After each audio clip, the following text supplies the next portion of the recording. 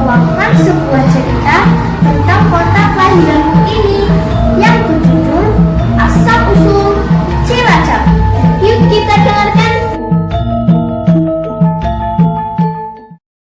Kabupaten Cilacap terletak di Provinsi Jawa Tengah. Kabupaten yang terletak di pantai selatan ini dikenal sebagai penghasil ikan dan sebagian penduduknya adalah nelayan. Sebagaimana tempat-tempat lainnya di Nusantara, Cilacap juga mempunyai kisah asal-usulnya loh. Dahulu kala ada sebuah kerajaan bernama Galuh Pakuan Pajajaran.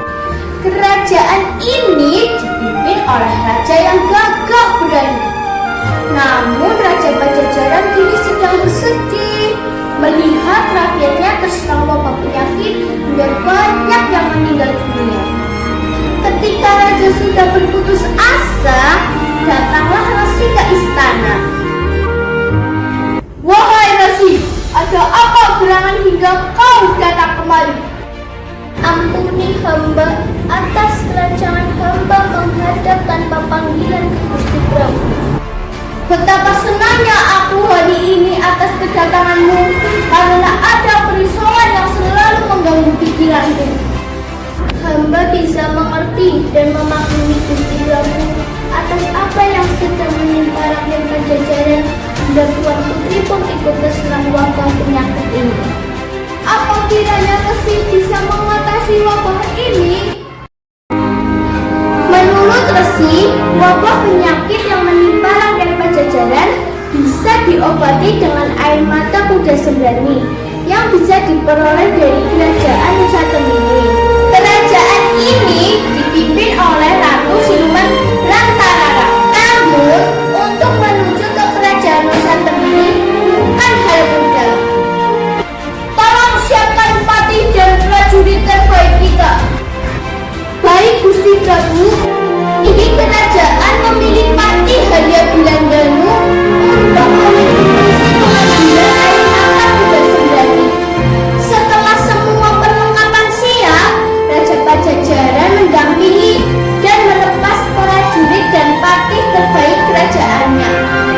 Para prajurit harus melewati hutan belantara dan rawa-rawa yang membentang di kanan kiri jalan. Sesampainya rombongan di kerajaan Nusa Tembini, mereka melihat ada kekuatan yang kokoh mengelilingi kerajaan tersebut.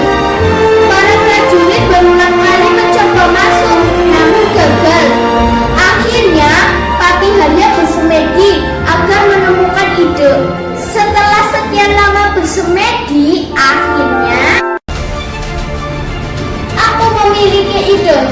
Kita harus memancing perhatian mereka dengan cara melempar peluru emas, karena emas adalah benda berharga bagi penduduk Nusa Tembini.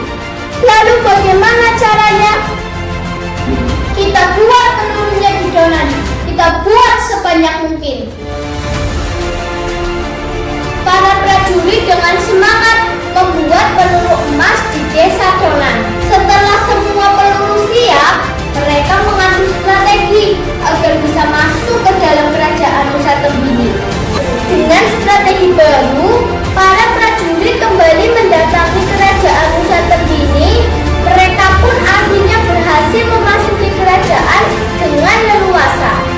Patih Harya memasuki ruang kerajaan dan melihat perempuan yang sangat cantik. Perempuan itu adalah Ratu Rantarara. Patih Harya berusaha menangkap Ratu Rantarara, namun sang ratu segera menaiki kuda sembrani dan menantangnya. Hei prajurit Pajajaran, tunjukkan kesaktianmu dan kejantanganmu.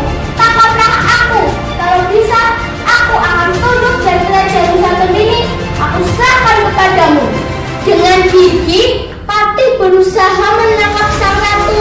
Akan tetapi kekuatan sang ratu sulit ditandingi.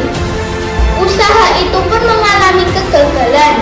Akan tetapi para prajurit tidak mau kembali dengan tangan kosong karena takut dengan ancaman dan hukuman raja yang berat.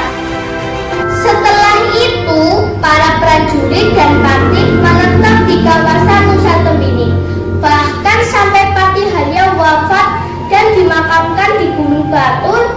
Desa Selarang, Kecamatan Kesugihan, Cilacap. Dalam perkembangannya, kawasan yang disebut Nusa Tembini berlokasi di pantai selatan Cilacap. Di desa tersebut, sebagian besar bekerja sebagai nelayan. Nama Cilacap diambil dari makna nelayan itu sendiri, yaitu dari kata telacap yang artinya mata bajak. Kata telacap kemudian berubah menjadi Cilacap yang artinya sudut atau titik lacip. Kini Cilacap menjadi kabupaten yang wilayahnya paling luas di Provinsi Jawa Tengah. Cilacap memiliki moto Cilacap Jala Bumi Wijaya Kusuma Cakti.